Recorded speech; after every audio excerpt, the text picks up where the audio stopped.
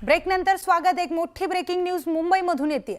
मुंबईत गेल्या 4 दिवसांपासून सुरू असलेल्या टँकर असोसिएशनचा संप अखेर मागे घेण्यात आलाय।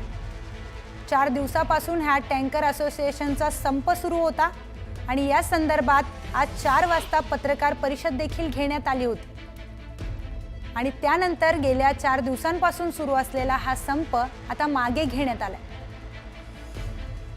टँकर चालकांवर सध्या तरी कोणत्याही प्रकारची कारवाई करणार नसल्याचे पालिका आयुक्त भूषण गगराणी यांचे टँकर असोसिएशनला आश्वासन देण्यात आले।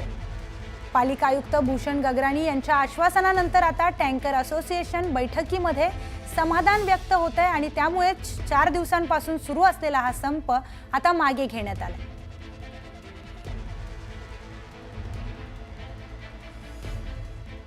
आपले प्रतिनिधी कृष्णा आवटे आपल्या सोबत जोडले गेलेले आहेत। कृष्णा, आता 4 दिवसापासून सुरू असलेला टँकर असोसिएशनचा संप मागे घेण्यात आलाय, काय अधिकची माहिती या संदर्भात?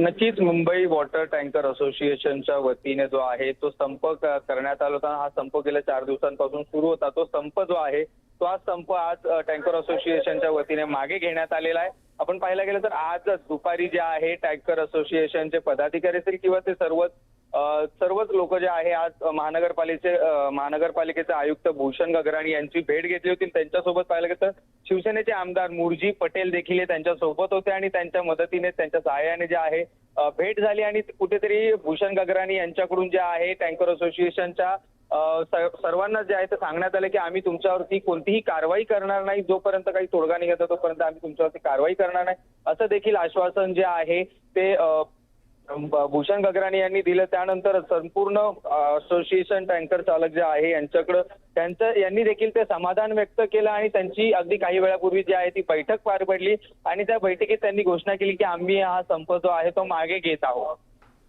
धन्यवाद कृष्णा, आपण दिलेल्या माहितीसाठी।